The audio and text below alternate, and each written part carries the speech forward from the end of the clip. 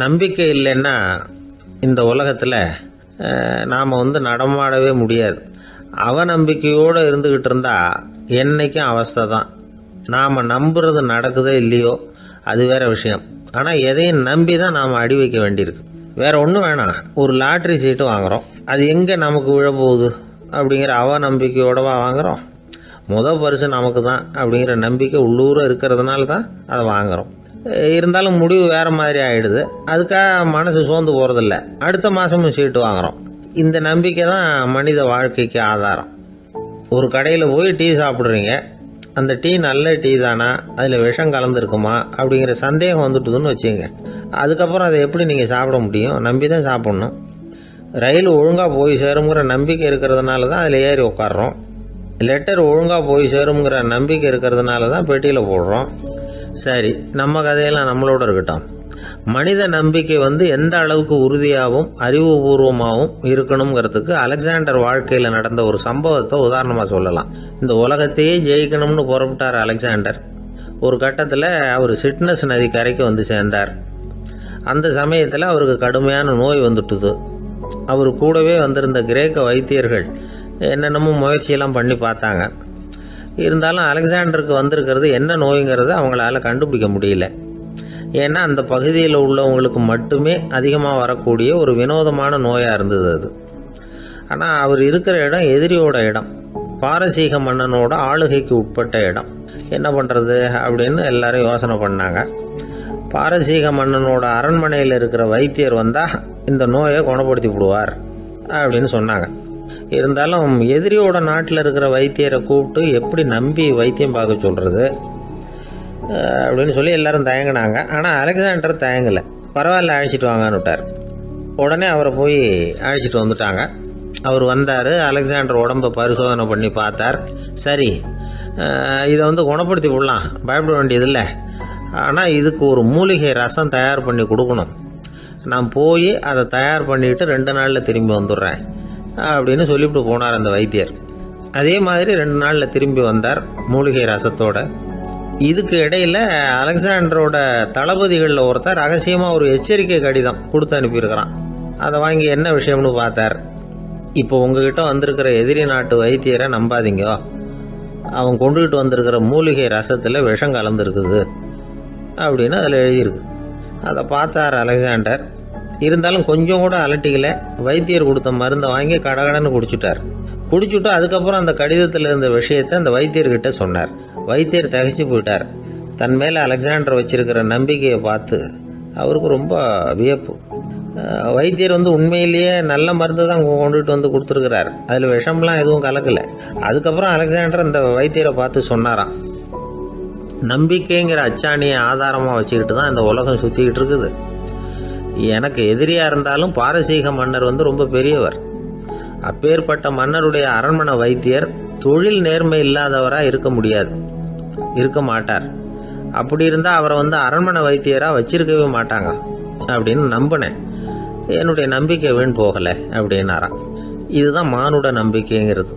இந்த காலத்துலேயும் இது மாதிரி இந்த மானுட நம்பிக்கையை ரொம்பவும் சாமர்த்தியமாக கையாளுகிற கெட்டிக்காரங்க சில பேர் இருக்கிறாங்க. இந்த காலத்து குரு, அவருக்கு ஒரு சிஷ்யன். குரு முன்னாடி அந்த சிஷ்யன் ரொம்ப பணிவாக நின்று, குருவே, உங்கள் கையால் விஷத்தை கொடுத்தாலும் அதை வாங்கி மடமடன்னு குடிச்சிருவேன் அப்படின்னா. உன்னுடைய குரு பக்தியை மெச்சினேன் அப்படின்னார் குரு. அதுக்கு அந்த சிஷ்யன், அப்படி இல்லை குருவே, உங்ககிட்ட சிஷ்யனாக இருக்கிறத விட உங்கள் கையால் விஷத்தை வாங்கி குடிச்சு விடுறது ரொம்ப நல்லது, அதனால தான் அப்படி சொன்னேன் அப்படின்னா.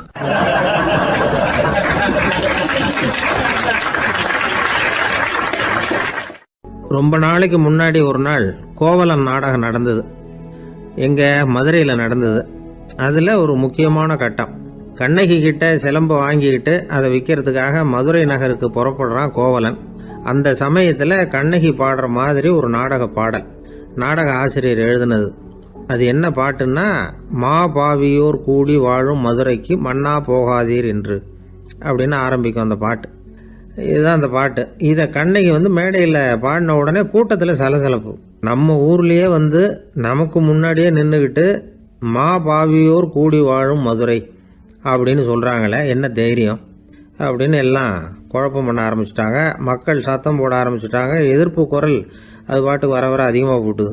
கொண்டுக்கிட்டு வா அந்த நாடக ஆசிரியரை, எழுதுனது யார் அப்படின்னு ஒரே சத்தம், கூச்சல். வேறு வழி இல்லை. மெதுவாக மேடைக்கு வந்தார் அந்த நாடக ஆசிரியர். 4 பக்கத்திலிருந்தும் கேள்வி கணைகள். மக்களை பார்த்து கொஞ்சம் அமைதியாக இருங்கோ அப்படின்னு சொல்லிவிட்டு தன்னுடைய விளக்கத்தை சொல்ல ஆரம்பித்தார் அந்த நாடக ஆசிரியர். மா அப்படின்னு சொன்னால் திருமகளாகிய லட்சுமி அப்படின்னு அர்த்தம். பா அப்படின்னா கலைமகளாகிய சரஸ்வதி. வி அப்படின்னா மலைமகளாகிய பார்வதி. மா பாவியோர் அப்படின்னா திருமகளும் கலைமகளும் மலைமகளும், இவங்க மூவரும் அப்படின்னு அர்த்தம். இந்த 3 பேரும் வாழ்கின்ற மதுரை புனிதம் நிறைந்தது, சகல செல்வங்களும் நிறைஞ்சது. அப்படிப்பட்ட ஊரில் நான் அணிந்து கொள்ளும் இந்த சாதாரண சிலம்பை யார் வாங்கிக்குவாங்க அப்படிங்கிற எண்ணத்தோடு தான் கண்ணகி அப்படி சொல்கிறா. அதை நினச்சி தான் நான் எழுதினேன். ஆகவே மதுரையை ரொம்ப சிரமப்படுத்தணும், ரொம்ப மோசமாக எழுதணும் அப்படிங்கிற எண்ணம்லாம் எனக்கு கிடையாது. பெருமைப்படுத்தணும்னு நினச்சி தான் அப்படி எழுதினேன் அப்படின்னு விளக்கம் கொடுத்தாராம். இந்த விளக்கத்தை கேட்டதும் எல்லாரும் ரொம்ப சமாதானம் ஆயிட்டாங்களாம். இப்படி விளக்கம் கொடுத்த அந்த நாடக ஆசிரியர் யார் தெரியுமா? அவர் தான் தமிழ் நாடக உலகின் முதல் ஆசான் சங்கரதாஸ் சுவாமிகள். அவருக்கு நகைச்சுவை உணர்வும் அதிகம். 1920ஆம் ஆண்டு திருநெல்வேலியில் அவர் தங்கியிருக்கிறார் நாடகம் நடத்துறதுக்காக. அவர் தங்கியிருந்த வீட்டில் கொசு மூட்டை பூச்சி அதிகமாக இருந்திருக்கு. அவரால் தூங்கவே முடியல. அவர் அனுபவித்த தொல்லைகள் ஒரு பாட்டாக உருவாச்சு. வேடிக்கையாக ஒரு பாட்டு எழுதினாராம். மூட்டையும் கொசுவும் ஒரு வீட்டிலே மீட்டிங் போட்டால் முன்னே நிற்க யாரால் முடியும்? கொசு மோகன ராகம் போல சத்தம் போட்டு முன்னே நின்று செய்திடும் யுத்தம். இதை மறுநாள் நாடகத்தில் கோமாளி வேஷம் போட்ட ஒரு சிறுவனை விட்டு பாட வச்சிருக்காரு. எல்லாரும் சிரித்து ரசித்தாங்களாம். சங்கரதாஸ் சுவாமிகள் கல்யாணமே பண்ணிக்கல, துறவி மாதிரியே வாழ்ந்திருக்கார். தமிழ் நாடக கலைக்கு தன்னையே அர்ப்பணம் பண்ணிட்டவர் அவர். 1922 நவம்பர் மாதத்தில் ஒரு நாள் புதுச்சேரியில் அவர் வாழ்க்கை முடிஞ்சுது. அப்போ அவருக்கு வயசு 55. சங்கரதாஸ் சுவாமிகள் நாடக ஆசிரியர் மட்டும் இல்லை, மேடை நாடக இயக்குனர், தயாரிப்பாளர். அவரே ஒரு சிறந்த நடிகர். ஒரு தடவை சாவித்திரி நாடகத்தில் இவர் யமதர்மனா வேஷம் போட்டு நடிச்சிருக்கிறார். நாடகம் பார்த்துக்கிட்டு இருந்த கருவுற்ற ஒரு பெண்மணிக்கு பயத்தினால அங்கேயே குழந்தை பிறந்துட்டு தான். அந்த நிகழ்ச்சிக்கு அப்புறம் இவர் இந்த வேஷம் போடுறப்போலாம் ஜனங்களுக்கு முன்கூட்டியே எச்சரிக்கை கொடுக்க ஆரம்பிச்சிருவாராம். அதாவது அப்படி யாராவது பயப்படுறவங்க இருந்தால் கொஞ்சம் கண்ணை மூடிங்க அல்லது எழுந்திரிச்சு போடுங்கன்னு. நடிப்புன்னா அப்படிலாம் இருக்கணும். இந்த காலத்தில் நடிகர் ஒருத்தர் சொன்னார், சார் நான் இந்த நாடகத்தில் நடிக்கிறப்போ முகத்தில் நவரசங்களையும் காட்டி நடித்தேன், உணர்ச்சிகளை எல்லாம் நல்லா காட்டி நடித்தேன். அப்படி இருந்து ஜனங்கள் கல் எடுத்து மேடையில் வீசிவிட்டாங்க சார் அப்படின்னார். நாடகத்தில் உங்களுக்கு என்ன வேஷம் அப்படின்னு கேட்டாங்க. அது செத்து கிடக்கிற பணமாக நடித்தேன் சார் அப்படின்னார்.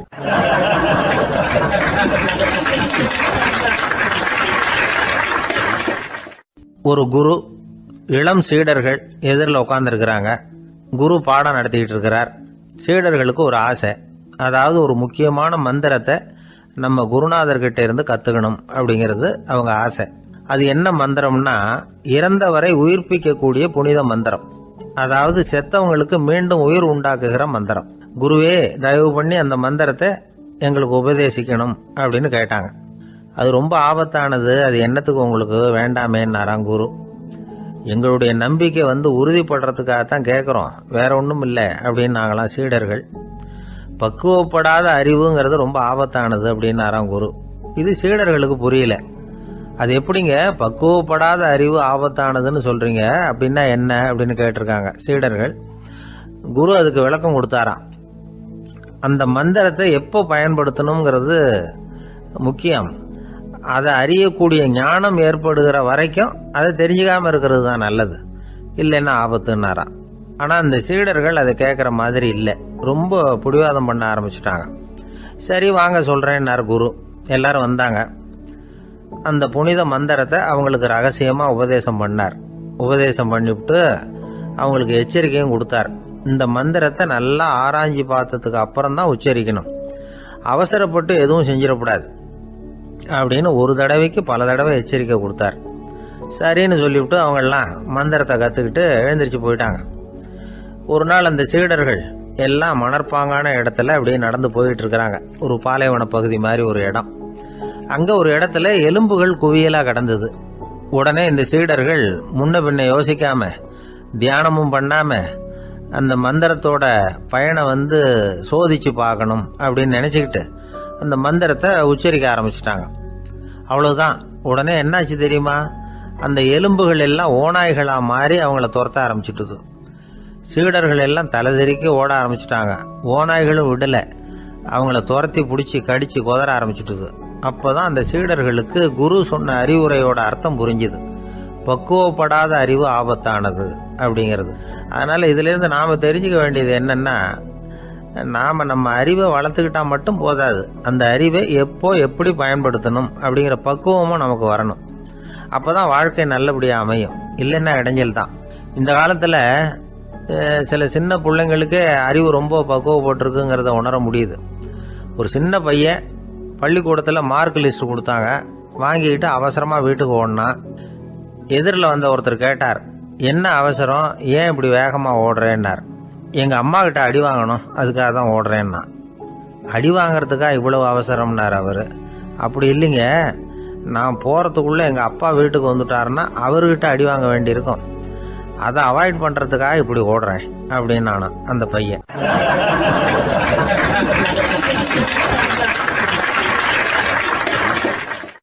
விவசாயிகள் அவங்க விவசாயம் முன்னேறி இருக்கிற அளவுக்கு விவசாயிகளுடைய வாழ்க்கை தரம் முன்னேறலை.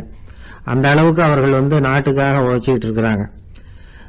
அந்த காலத்திலே அதை பற்றி ஒரு கதை சொல்றது உண்டு. ஒரு வயசான ஆள் நிலத்தில் ஏறு உழுதுகிட்டு இருந்தாராம். கிழிஞ்சு போன ஒரு சின்ன துண்டை தான் இடுப்பில் கட்டியிருந்தாராம். தலையில் ஒரு கந்தலை சுற்றி இருந்தார். உடம்பு பூரா சேரு, ரொம்ப ஏழை.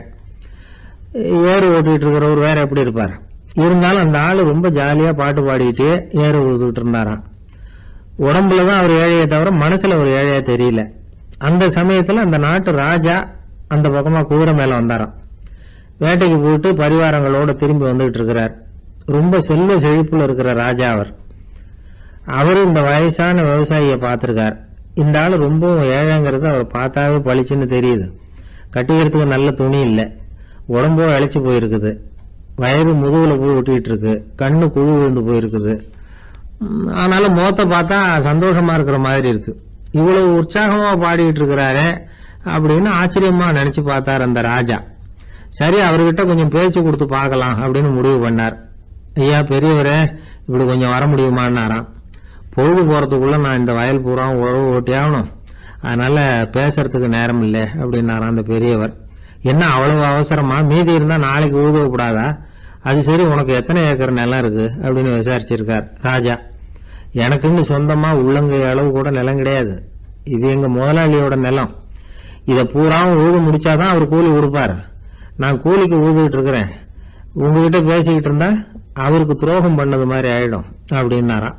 ராஜா குதிரையை விட்டு கீழே இறங்கினார். வரப்புல நடந்து அந்த பெரியவர்கிட்டயே போனாராம். சரி, ஒரு நாள் பூரா உழுதா உனக்கு எவ்வளவு கூலின்னு கேட்டிருக்கார். 8 அணா கூலி கிடைக்கும்னாராம் அவர்.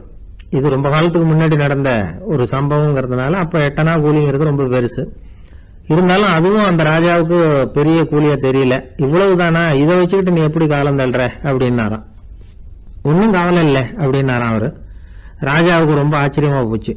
8 அணா கூலி வாங்குற இந்த ஆளு கவலை இல்லாம இருக்கிறார், ஏராளமான வசதியோட இருக்கிறன்னா கவலை இல்லாம வாழ முடியலையே அப்படின்னு நினைச்சு பார்த்திருக்கார். அது சரி, 8 அணாவில் எப்படி குடும்பம் நடத்துற அப்படின்னு கேட்டாராம். எனக்கு கிடைக்கிற 8 அணாவில் 2 அணா குடும்பத்துக்கு செலவழிக்கிறேன், 2 அணா பழைய கடனுக்கு கொடுக்குறேன், 2 அணா தர்மம் செய்யறேன், 2 அணா வட்டிக்கு கொடுக்குறேன், ஒரு குறையும் இல்லைன்னாராம். ராஜாவுக்கு ஒன்றும் புரியல. எனக்கு ஒன்றும் புரியலையேன்னு இருக்காரு. ஐயா, எனக்கும் என் மனைவிக்கும் 2 அணா செலவாகுது. வயசான அம்மா அப்பா இருக்கிறாங்க, சின்ன வயசுல என்னை காப்பாத்தினவங்க அவங்க. அந்த கடனுக்கு 2 அணா செலவாகுது, அது பழைய கடன். என் தங்கச்சி ஒருத்தி ஆதரவு இல்லாத நிலைமையில தன்னுடைய மகனோட என் வீட்டுல இருக்கிறா. அவளுக்கும் அவள் மகனுக்கும் 2 அணா செலவு பண்றேன், அது தர்மம். எனக்கு 2 பிள்ளைங்க இருக்கிறாங்க, அவங்களுக்கு 2 அணா செலவு பண்றேன், அது வட்டிக்கு கொடுக்கறது மாதிரி. பிற்காலத்துல அவங்க எங்களை காப்பாத்துவாங்க. அந்த வகையில நான் திருப்தியோட வாழ்ந்துகிட்டு இருக்கிறேன் அப்படின்னாராம். ராஜாவுக்கு அர்த்தம் புரிய ஆரம்பிச்சுதான். அந்த பெரிய நிலத்தை விலை கொடுத்து வாங்கி அந்த பெரியவருக்கே தானமா கொடுத்துட்டாராம். இப்போ ஊழவருக்கே நிலம் சொந்தமாயிட்டுது. அன்னையிலிருந்து அரசனுக்கும் ஆறுதல் கிடைச்சுதான். இப்படி ஒரு கதை சொல்லுவாங்க. 8 அணா வருமானத்தை வச்சுக்கிட்டு எப்படி காலத்தை தள்ளுறதுன்னு சொல்றதுக்காக இந்த கதையை சொல்றதாக யாரும் தப்பா நினைச்சுக்க கூடாது. கிடைக்கிறத எப்படி பங்கு போடுறார், எப்படி திருப்தியா வாழறார் அப்படிங்கிறது தான் முக்கியம். அது மாதிரி இன்றைக்கு இந்த பொங்கல் திருநாளில் உழவர்கள் மனசு மகிழ்ச்சியாக இருந்ததுன்னா அது எல்லாரும் மகிழ்ச்சியாக இருக்கிறது மாதிரி அர்த்தம். அதனால அவர்கள்ட்ட இருந்து நாம் பாடம் கற்றுக்கணும். சில உழவர்கள் தங்கள் நிலத்தில் விளையிறத தாங்கள் சாப்பிட மாட்டாங்க, அடுத்தவங்கள்ட்ட வித்துட்டு சந்தையில் போய் வேற அரிசி வாங்கிட்டு வந்து தான் இவங்க சாப்பிடுவாங்க. அப்படிப்பட்ட விவசாயிகள்லாம் இது உண்டு. பங்கிடுகிற பண்பை உழவர்கள்ட்ட இருந்து கற்றுக்கொள்ளுங்கள் அப்படிம்பாங்க. ஒரு ஆள் நிம்மதியா மகிழ்ச்சியா இருந்தானா, உங்க நிம்மதிக்கும் மகிழ்ச்சிக்கும் என்ன காரணம்னு கேட்டிருக்காரு இன்னொருத்தர். என்கிட்ட இருந்தது பூராவையும் என் பிள்ளைங்களுக்கு சமமா பங்கு போட்டு கொடுத்துட்டேன், எனக்குன்னு எதுவுமே வச்சுக்கல, அதுதான் நிம்மதிக்கு காரணம்னு இருக்கான். உங்ககிட்ட இருந்தது எவ்வளவு இருந்தது அப்படின்னு கேட்டிருக்காரு அவரு. மொத்தமா ஒரு 50,000 ரூபாய் இருக்கும் அப்படின்னு இருக்கான். அவ்வளவும் பணமாவே இருந்ததா அப்படின்னு கேட்டிருக்காங்க அவங்க. இல்லைங்க, அவ்வளவும் கடன், அதை தான் பிரிச்சு கொடுத்துருக்கேன் பிள்ளைங்க கிட்ட அப்படின்னு நானும். அவன்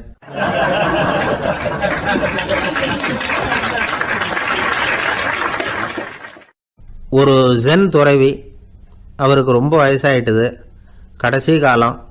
நண்பர்களெல்லாம் கூப்பிட்டார். நண்பர்களே, நான் வித்தியாசமான முறையில் சாகணும்னு ஆசைப்படுறேன், அதுக்கு ஏதாவது யோசனை சொல்லுங்களேன் அப்படின்னு கேட்டாராம். நண்பர்கள் சிரித்தாங்க. என்ன பேச்சு பேசுகிறீங்க, சாவறதுங்கிறது என்ன விளையாட்டு கத்தனமான காரியமா அப்படின்னு கேட்டிருக்காங்க. அந்த துறவி கொஞ்ச நேரம் யோசனை பண்ணார். அப்புறம் கேட்டாராம், இது வரைக்கும் யாராவது நடந்துக்கிட்டே இறந்துருக்குறாங்களா அப்படின்னாராம். எல்லாரும் இல்லைன்னாங்களாம். ஒருத்தர் மட்டும் சொல்லியிருக்கார். அப்படியும் ஒருத்தர் இறந்துருக்கிறதாக ஒரு கதையில் படிச்சிருக்கிறேன், ஒரு ஞானியால் தான் அப்படியெல்லாம் செய்ய முடியும் அப்படின்னு அவர் சொன்னாராம். சரி, அப்படின்னா அந்த முறை நமக்கு வேணாம், நின்றுக்கிட்டே யாராவது உயிரை விட்டுருக்காங்களா அப்படின்னு விசாரிச்சாராம். அப்படியும் ஒருத்தர் இறந்துருக்கிறார் அப்படின்னாங்களாம். மறுபடியும் அந்த துறவி யோசனை பண்ணியிருக்கிறார். ஏதாவது வித்தியாசமான முறையில் நாம் போகணும் அப்படிங்கிறது அவருடைய விருப்பம். மனிதன் எப்படி வாழ்கிறானோ அப்படி இறப்பது தான் நல்லது. சரி, யாராவது தலைகீழாக யோகம் செய்யும் நிலையில் இறந்துருக்கிறாங்களா அப்படின்னு விசாரிச்சாராம். நண்பர்கள் சிரித்தாங்க. தலைகீழாக நின்னபடி இறந்ததாக நாங்கள் கேள்விப்பட்டதே இல்லை, அது முடியாத காரியம் அப்படின்னு இருக்காங்க. இப்போ அந்த துறவிக்கு திடீர்னு உற்சாகம் வந்துட்டுது. உடனே எழுந்திரிச்சார், தலைகீழாக நின்னார், அப்படியே உயிரை விட்டுட்டார். அவ்வளோதான். அந்த மடாலயத்தில் ஒரே குழப்பம், எப்படி அவரை கீழே இறக்கி படுக்க வைக்கிறது அப்படின்னு புரியல. இப்படி உயிர் விடுறதை பற்றி அவங்க இதுவரைக்கும் கேள்விப்பட்டதும் இல்லை. உண்மையிலேயே இவர் இறந்து தான் போனாராங்கிறதும் தெரியல. சோதித்து பார்த்தாங்க. இதய துடிப்பு, நாடி துடிப்பு எல்லாம் நின்று போயிருந்தது. இவர் எப்போவும் இப்படி தான், என்ன பண்ணுறது இப்போ அப்படின்னு சொல்லி எல்லாரும் குழம்பிக்கிட்டு இருக்கிற சமயத்தில் ஒரு பெரிய ஒரு யோசனை சொன்னார். இந்த துறவியோட மூத்த சகோதரி பக்கத்து மடாலயத்தில் இருக்கிறாங்க, அவங்கள இங்கே அழைச்சிட்டு வந்தால் ஏதாவது வழி கிடைக்கும் அப்படின்னார். அந்த அம்மாவுக்கு 90 வயசு. அழைச்சிட்டு வந்தாங்க. ஒரு குச்சியை ஊன்றிக்கிட்டு அப்படியே மெதுவாக நடந்து வந்தாங்க. தம்பி, தலைகீழாக நின்று உயிர் விட்டு இறக்கிறத பார்த்தாங்க. தம்பின்னு கூப்பிட்டு பார்த்தாங்க, ஒன்றும் காணோம். உடனே என்ன பண்ணாங்க, தன்னுடைய கைத்தடியால் தம்பியோட உடலை ஒரு தட்டு தட்டினாங்க. ஏப்பா, சாகிறப்பவும் உன்னுடைய குறும்புத்தனத்தை விடலையா, இப்படியாடா சாகிறது, ஒழுங்கா செத்து தொலை அப்படின்னாங்களாம். அவ்வளவுதான்.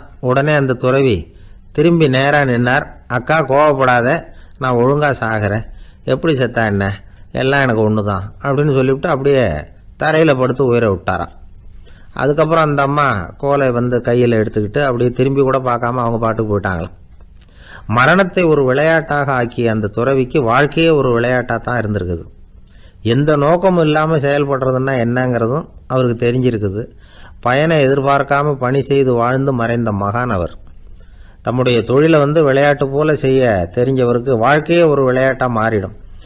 எல்லாமே விளையாட்டாகி விடுகிற போது மரணமும் விளையாட்டாகிவிடும் அப்படிங்கிறது தான் அந்த தத்துவம். ஆனால் அதுக்கு முன்னாடி உங்களுக்குள்ளே இருக்கிற உண்மையான நடிகனை நீங்கள் அடையாளம் கண்டுபிடிக்கணும். நீங்கள் நடிக்க வேண்டியதே இல்லை, நீங்கள் ஏற்கனவே நடிச்சுக்கிட்டு தான் இருக்கிறீங்க. நீங்கள் இந்த உண்மையை தெரிஞ்சுக்கணும், அவ்வளவுதான். இதுதான் ஞானிகளுடைய கருத்து. வாழ்க்கையை சரியாக புரிஞ்சுக்கிட்டா எல்லாமே நடிப்புங்கிறது புரியும். கல்யாண பத்திரிக்கை அனுப்பியிருந்தேனே, ஏன்டா வரலன்னு கேட்டான் ஒருத்தன். வந்திருந்தேனே அப்படின்னானா இவன். டேய், ஏன்டா போய் சொல்கிற, நான் பத்திரிக்கையே உனக்கு அனுப்பலையே அப்படின்ட்டுருக்கான் அவன். அதுக்கு இவன் சொன்னானா, பத்திரிக்கை அனுப்புனேன்னு நீ போய் சொல்கிறப்போ கல்யாணத்துக்கு வந்தேன்னு நான் போய் சொல்லக்கூடாதா அப்படின்னானா.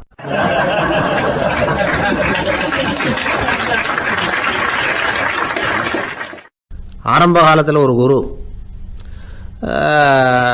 அப்போ ஒரு சீடன் இருந்தான். அது வேடிக்கையான குரு, வேடிக்கையான சீடன். ஒரு ஆசிரமம். ஒரு நாள் ஒருத்தன் அவசரமாக அந்த குருவை தேடி வந்திருக்கிறான். என்ன விஷயம்னு விசாரித்தார் குரு. உங்கள் சீடர் என்னை அடிச்சுட்டார் அப்படின்னு புகார் பண்ணானா அந்த ஆள். குரு சீடனை கூப்பிட்டார். அடிச்சே அந்த ஆளை அப்படின்னு கேட்டாரான். ஆமான் இருக்கான் சீடன். ஏன் அடிச்சே அப்படின்னு கேட்டாரான். இந்த ஆள் உங்களை பற்றி மட்டமாக பேசிவிட்டான், என்னால் அதை தாங்கிக்க முடியல, அதனால தான் அடிச்சுட்டேன்ருக்கான். அப்படி என்ன பேசினா அப்படின்னு கேட்டாரான். உன்னுடைய குருநாதர் இப்போல்லாம் அர்த்தமில்லாமல் பேச ஆரம்பிச்சுட்டார் அப்படின்னு சொல்லிவிட்டான், அதனால தான் அடிச்சுட்டேன் அப்படின்னானா. அதுக்காக அடித்தே அப்படின்னாரான். நான் அதுக்காக அடிக்கலை குருவே, இப்பெல்லாம் நீங்கள் அர்த்தமில்லாமல் பேசுகிறதாக அவன் சொல்கிறான். அப்படின்னா இதுவரைக்கும் நீங்கள் அர்த்தத்தோடு பேசினதாகத்தானே அர்த்தம், அது தப்பு தானே, அதனால தான் அடித்தேன் அப்படின்னானா. ஒரு பெரியவர் உட்கார்ந்துருக்கிறார். அவரை சுற்றி அவருடைய தோழர்கள் உட்கார்ந்துருக்கிறாங்க. ஏதோ ஒரு முக்கியமான செய்தியை அவர் அவங்களுக்கு சொல்லிகிட்டு இருக்கிறார். அவங்களும் ஆர்வமாக கேட்டுக்கிட்டு இருக்கிறாங்க. இந்த சமயத்தில் யாரோ ஒரு ஆள் வேகமாக அங்கே வர்றார். வர்ற வேகத்திலேயே எனக்கு ஏதாவது உதவி செய்யுங்க அப்படின்னு கேட்டுக்கிட்டே வர்றார். கேட்கறது உதவி, ஆனால் குரல் மிரட்டுறது மாதிரி இருக்குது, அதட்டி கேட்கறது மாதிரி இருக்குது. இதை கேட்டது அந்த பெரியவர் ஆத்திரப்படலை, ஆனால் அவரை சுற்றி இருந்தவங்க ஆத்திரப்பட்டாங்க. இதை பெரியவர் கவனித்தார். கொஞ்சம் அமைதியாக இருங்கன்னார். வந்தவரை கூப்பிட்டார். அவருக்கு சில பொருள்களை கொடுத்தார். என்னங்க இப்போ உங்களுக்கு மகிழ்ச்சி தானே அப்படின்னார். அப்படின்னு அலட்சியமாக அவர் சொல்கிறார். நான் உங்களை நல்ல முறையில் நடத்தினேன்னா அப்படின்னு கேட்குறாரு அவர் மறுபடியும். அதெல்லாம் ஒன்றும் இல்லை அப்படின்னு சொல்லி அவர் சொல்லிகிட்டு இருக்கிறாரு. குரலில் கடுமை குறையில. சுற்றி இருந்தவங்களால இதை பொறுத்துக்க முடியல. கோபத்தோடு அவரை நோக்கி நெருங்க ஆரம்பித்தாங்க. பெரியவர் அவங்களையெல்லாம் தடுத்து நிறுத்தினார். வந்தவரை வாங்க என்னோட அப்படின்னு சொல்லி அழைச்சிட்டு போனார். வீட்டுக்கு போனார். அங்கே போனதும் இன்னும் சில பொருள்களை எடுத்து அவர்கிட்ட கொடுத்தார். இப்போ திருப்தி தானே, நான் உங்ககிட்ட நல்ல முறையில் நடந்துக்கிட்டேனா அப்படின்னார். அவர் முகம் இப்போ தான் கொஞ்சம் மலர்ந்தது. ரொம்ப நன்றி, இறைவன் உங்கள் குடும்பத்துக்கு எல்லா நன்மைகளையும் செய்வான் அப்படின்னு சொன்னார். இதே வார்த்தைகளை என்னுடைய தோழர்கள்கிட்டே சொல்லிட்டீங்கன்னா அவங்க கோபம் தணிஞ்சிரும், வர முடியுமான்னார். கண்டிப்பாக வர்றேன் அப்படின்னாரு. மறுநாள் காலையில் அந்த இடத்துக்கு வந்தார். அதே மாதிரி சொல்லிவிட்டு அவர் போயிட்டார். தோழர்கள்லாம் ரொம்ப வியப்போடு பெரியவரை பார்த்தாங்க. அந்த பெரியவர் தான் நபிகள் நாயகம். அவர் சொன்னார், ஒருத்தன் ரொம்ப ஆசையாக ஒரு ஒட்டகத்தை வளர்த்துக்கிட்டு வந்தான். ஒரு நாள் அந்த ஒட்டகம் கயத்தை அறுத்துக்கிட்டு ஓடி போயிட்டுது. அக்கம் பக்கத்தில் இருக்கிறவங்கெல்லாம் அந்த ஒட்டகத்தை பிடிக்கிறதுக்கு முயற்சி பண்ணாங்க. அதை துரத்திக்கிட்டு ஓடினாங்க. ஒட்டகம் தாறுமாறாக ஓட ஆரம்பிச்சுது. இந்த சமயத்தில் ஒட்டகத்தை வளர்த்தவன் அங்கே ஓடி வந்தான். நீங்கள் அதை ஒன்றும் செய்ய வேணாம், விட்டுருங்க, அதோட சுபாவம் எனக்கு நல்லா தெரியும், அதை சுலபமாக என்னோடய வழிக்கு கொண்டுட்டு வந்துட முடியும், நான் பார்த்துக்கிறேன், விட்டுருங்கோ அப்படின்னா. எல்லாரும் விலைக்கு போயிட்டாங்க. இவன் என்ன செஞ்சான் தெரியுமா? கொஞ்சம் புல்லை கையில் எடுத்துக்கிட்டு அந்த ஒட்டகத்தை நெருங்கினான். அவ்வளவுதான். அது ஓடி இவன் காலடியில் உட்காந்துக்கிட்டது. செல்லமாக அதை அப்படியே தடவி கொடுத்தான். முதுகில் ஏறி உட்காந்துக்கிட்டான். அது பாட்டுக்கு சாதுவாக நடந்து போகுது. இந்த கதையை நபிகள் நாயகம் தம்முடைய தோழர்களுக்கு சொல்கிறார். ஒட்டகத்தை மட்டும் இல்லை, சில மனிதர்களையும் கூட சில விதத்தில் அணுகி தான் அவர்களை சீர்திருத்த வேண்டியிருக்குது அப்படிங்கிறத அவங்களுக்கு உணர்த்தினார். இது ஒரு அழகான உளவியல் அணுகுமுறை. சில குடும்ப தலைவர்கள் கூட இந்த ஒட்டகம் மாதிரி நடந்துக்கிறது உண்டு, அப்புறம் அடங்கி போகிறதும் உண்டு. ஒரு குடும்ப தலைவர் காலையில் எழுந்திரிச்சதுலேருந்து சத்தம் போட்டு கத்திக்கிட்டு இருப்பார். பக்கத்தில் இருந்தவங்கெல்லாம் ஓடி போய் சமாதானம் பண்ணி பார்த்தாங்க. அவர் ஓயறது மாதிரி தெரியல. கடைசியில் அவர் மனைவி வந்தாங்க. நீங்கள் எல்லாம் விலைக்கு போயிடுங்க, அவர் சுபாவம் எனக்கு தெரியும், நான் பார்த்துக்கிறேன் அப்படின்னாங்க. சரின்னு எல்லாரும் போயிட்டாங்க. சாயந்தரமாக பார்க்குறாங்க, அவர் சத்தம் இல்லாமல் ஒரு மூலையில் உட்காந்துருக்கிறார். ரொம்ப சாதுவா. ஆச்சரியமாக இருந்தது.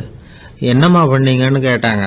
அது ஒன்றும் இல்லைங்க, ஒரு வேளை சாப்பாட்டை நிறுத்தினேன், பட்னி போட்டேன், அவ்வளவுதான் அப்படின்னாங்க அந்த அம்மா.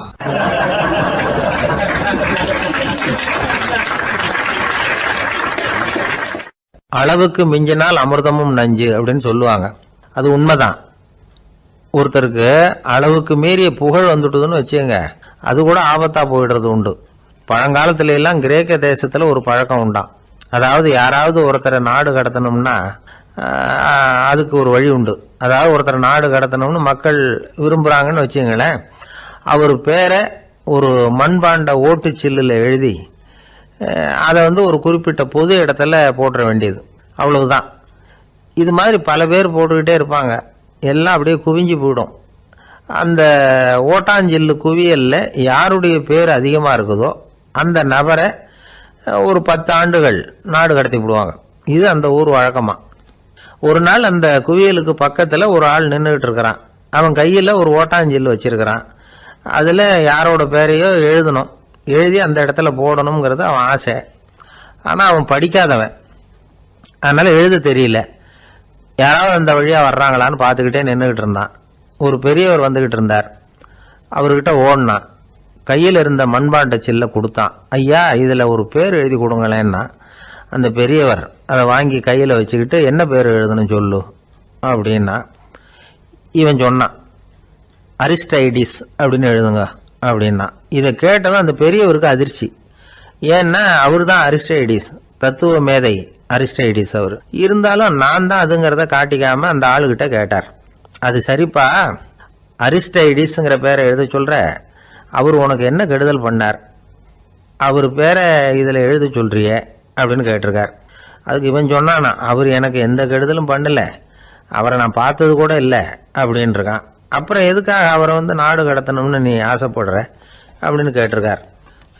இப்போ அந்த ஆள் சொல்கிறான், அரிஸ்டைடஸை பற்றி எல்லாரும் பேசுகிறாங்க, அவர் ரொம்ப நல்லவர், அவர் ஒரு பெரிய அறிவாளிங்கிறாங்க, அவர் ஒரு பெரிய வள்ளல், பேரறிஞர், இப்படி எல்லாரும் சொல்கிறத கேட்டு கேட்டு எனக்கு ரொம்ப அழுத்து போயிட்டுது, அதனால தான் வெறுப்பாயிட்டேன் அப்படின்னு நானும்.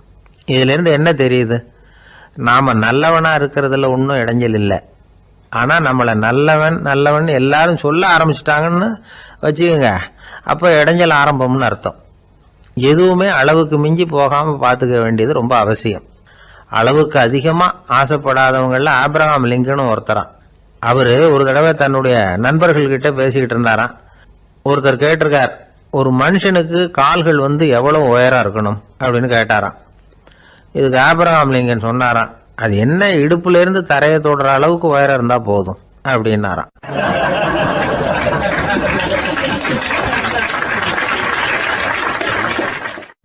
ஒரு ஊர்ல ஒரு ராஜா இருந்தார்.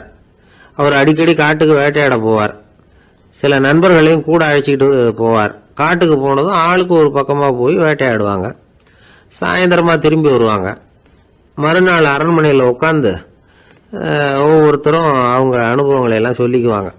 அவங்க வீரத்துக்கு தகுந்த மாதிரி பரிசை அந்த ராஜா கொடுப்பார். இது மாதிரி ஒரு தடவை எல்லாரும் வேட்டைக்கு போயிட்டு திரும்பி வந்ததும் உட்காந்து பேச ஆரம்பிச்சிருக்கிறாங்க. ஒருத்தன் சொன்னா, தன்னுடைய வீர செயலை பற்றி அளக்க ஆரம்பிச்சிட்டான். ஏன்னா அது அதுக்கு பரிசு கிடைக்க போகுதுல்ல, அதனால. அவன் என்ன சொன்னான் தெரியுமா, அரசே, நேற்றுக்கு காட்டில் என்னாச்சு தெரியுமா, எனக்கு நேராக ஒரு சிங்கம் வாயை திறந்துக்கிட்டு வந்துட்டுது, நான் பயப்படவே இல்லை. உடனே ஒரு கல்லை எடுத்து குறி பார்த்து வீசினேன், சிங்கத்து வாய்க்குள்ள போய் அந்த கல் மாட்டிக்கிட்டுது, அவ்வளவுதான். அந்த சிங்கம் என்னை பார்த்துட்டு பயந்துட்டு ஒரே ஓட்டமாக திரும்பி ஓடி போயிட்டுது அப்படின்னா. ஆஹா பலே அப்படின்னு எல்லாரும் கை தட்டினாங்க. 2வது ஆள் ஒருத்தன் எழுந்திரிச்சான். அவன் சொல்ல ஆரம்பிச்சான், அரசே, நான் போன வழியில 2 பெரிய மலைப்பாம்பு கிடந்தது, என்னை மூழ்கிறதுக்கு வந்தது. நான் என்ன பண்ணேன் தெரியுமா, அந்த 2 பாம்போட வாலையும் ஒன்னா சேர்த்து முடிச்சு போட்டுட்டேன், அவ்வளவுதான். அது அங்க இழுக்க இது இங்க இழுக்க முடிச்சு நல்லா இறுகி போட்டுது அப்படின்றான். ஆஹா அற்புதம்னு சொல்லி எல்லாரும் கை தட்டினாங்களாம். அடுத்தபடியா 3வது ஆள் ஒருத்தன் வந்தான். அவன் சொல்ல ஆரம்பிச்சான், மன்னா, நான் போன பாதையில குறுக்க ஒரு ஆறு, அதுல இறங்கி குளிச்சேன், யாரோ காலை பிடிச்சி இழுக்கிறது மாதிரி இருந்தது. திரும்பி பார்த்தா ஒரு பெரிய முதலை. நான் உடனே அப்படியே ஒரு துள்ளல் துள்ளி அது முதுகில் போய் உக்காந்துக்கிட்டேன். அதை அப்படியே கரைக்கு நீந்த வச்சேன். கரைக்கு சேர்ந்ததும் அப்படியே ஒரே துள்ளி குதிச்சு கரைக்கு வந்துட்டேன் அப்படின்றான். அவன் தன்னுடைய வீரத்தை அப்படி சொல்லியிருக்கான். அடடா எப்பேற்பட்ட வீரம் அப்படின்னு எல்லாரும் கை தட்டினாங்களாம். 4வது ஆள் எழுந்திரிச்சான், மன்னா, நான் போன இடத்துல ஒரு கரடி என்னை துரத்த ஆரம்பிச்சுட்டுது. நான் ஒரு மலை உச்சிக்கு வந்துட்டேன். அதுக்கப்புறம் ஒரு அடி எடுத்து வச்சாலும் அதில் பாதாளத்தில் விழ வேண்டியது தான். அந்த நேரம் பார்த்து ஒரு பெரிய ராட்சச கழுகு அந்த பக்கமாக பறந்து வந்தது. நான் உடனே அப்படியே உயர எழும்பி அந்த கழுகோட காலை பிடிச்சிக்கிட்டேன், அப்படியே தொங்கிக்கிட்டே வந்தேன். ஒரு நல்ல இடம் வந்ததும் தொப்புன்னு கீழே குதிச்சு நடந்து வந்துட்டேன். இதுக்கும் எல்லாரும் கை தட்டுறாங்க. கடைசியாக ஒரு ஆள் எழுந்திரிச்சான். அரசே, நான் போன வழியில் ஒரு பெரிய யானை குறுக்க வந்தது, பயங்கரமாக சத்தம் போட்டுக்கிட்டே வந்தது. நான் பயந்து ஓடலை. உடனே என்ன பண்ணேன் தெரியுமா? அந்த யானையோட வாலை பிடிச்சி தூக்கினேன், தலைக்கு மேலே தூக்கி கரன்னு சுற்றினேன், வேகமாக சுற்றி வீசி எறிஞ்சேன், அவ்வளவுதான். அதே ஸ்பீடில் அந்த யானை மேலே போக ஆரம்பிச்சுட்டுது. இன்னும் கூட அது போய்கிட்டே தான் இருக்குது, கீழே விழவே இல்லைன்னா. இதை கேட்டதும் ராஜாவுக்கு கோபம் வந்துட்டுது. என்ன முட்டாள்னு நினச்சிக்கிட்டு பேசுறியா? யானையை நீ வாழை பிடிச்சி தூக்குன, அதை நான் நம்பணுமா அப்படின்னார். உடனே இவன் பணிவாக பதில் சொன்னான். அரசே, ஒரு சிங்கத்து வாயில கல் மாட்டிக்கிட்டதை நம்புறீங்க, மலைப்பாம்பு வாழை பிடிச்சி முடிச்சு போட்டதை நம்புறீங்க, முதல்ல முதுகில் சவாரி பண்ணதையும் நம்புறீங்க, கழுகு காலை பிடிச்சிக்கிட்டு பறக்கிறதையும் நம்புறீங்க. அப்படி நம்புறப்ப நான் சொன்னதை மட்டும் நம்பக்கூடாதா அப்படின்னு கேட்டானான். பொய் சொன்னவங்கெல்லாம் தலையை தொங்க போட்டுக்கிட்டாங்களாம். ராஜா அவங்கள பார்த்து சொன்னாராம், நீங்கள் எல்லாரும் என்னை முட்டாளாக்கி இருக்கிறீங்க. கடைசியாக பேசின இவன் தான் எனக்கு உண்மை எது பொய் எதுங்கிறத புரிய வச்சிருக்கிறான். இவன் தான் உண்மையான தைரியசாலி அப்படின்னு சொல்லி அவனுக்கே பரிசையெல்லாம் கொடுத்து பாராட்டினாராம். இப்படி ஒரு கதை. உண்மையை நிலைநாட்டுகிறவன் தான் உண்மையான வீரன் அப்படிங்கிறத இதிலிருந்து நாம் புரிஞ்சுக்கணும். இந்த காலத்துல எல்லாம் பொய் சொன்னாதான் பழைக்க முடியுங்கிறது ஒரு சில பேரோட நம்பிக்கை. ஒரு அப்பாவுக்கு தன் மகனுக்கு பொய் சொல்ல தெரியலையேங்கிற கவலை. பொய் சொன்னாதான் இந்த உலகத்தில் பிழைக்கலாம், ஆனால் இவனுக்கு அது தெரியலையே, அதனால் இவனை அழைச்சிட்டு போய் நடுக்கடலில் விட்டுட்டு வந்துடுவோம் அப்படின்னு அழைச்சிட்டு புறப்பட்டான். கடற்கரைக்கு போனான். மகனுக்கு சந்தேகம், எங்கேப்பா என்னை அழைச்சிட்டு போகிறேன்னு கேட்டிருக்கான். கடலில் மீன் பிடிக்க கற்றுக் கொடுக்க போகிறேன் உனக்கு அப்படின்னானா. நான் ஏற்கனவே மீன் பிடிச்சிட்டேனேன்னானா இவன் மகன். எங்கே அதுன்னு கேட்டிருக்கான் அப்பங்காரன். சுட்டு சாப்பிட்டுட்டேன்னு இருக்கான் புள்ள. அப்பங்காரன் பார்த்தான், சரி நம்ம புள்ள பொழைச்சிக்கோ அப்படின்னு சொல்லி திருப்பி அழைச்சிட்டு வந்துட்டானா. இணை புரியாத 2 நண்பர்கள் இருந்தாங்களாம். 2 பேரும் விடாம சிகரெட் குடிக்கிறவங்க. அதுல ஒருத்தன் செத்து போட்டான், இன்னொருத்தன் அதுக்கப்புறம் 2 சிகரெட்டா குடிக்க ஆரம்பிச்சானா. ஏன் இப்படி பண்றேன்னு கேட்டிருக்காங்க. நான் ஒரு சிகரெட்டு தான் குடிக்கிறேன், செத்து போன என்னுடைய ஃப்ரெண்டு இருக்கானே செத்து போனவன், அவனுக்காக இன்னொரு சிகரெட்டு குடிக்கிறேன் அப்படின்னு நானா. இது ரொம்ப ஆபத்து, விட்டுடு அப்படின்னு சொல்லியிருக்காங்க. சரின்னு ஒத்துக்கிட்டான். ஆனால் அதுக்கப்புறமும் ஒரு சிகரெட் வீதமாக குடிச்சிக்கிட்டே இருந்தான். சிகரெட் பழக்கத்தை நீ இன்னும் விடலையான்னு கேட்டாங்களாம். அந்த பழக்கத்தை நான் எப்போ விட்டுட்டேன், இப்போ நான் குடிக்கிறது என் ஃப்ரெண்டுக்காக அப்படின்னு நானா. இவங்கெல்லாம் எப்படி திருந்துறது?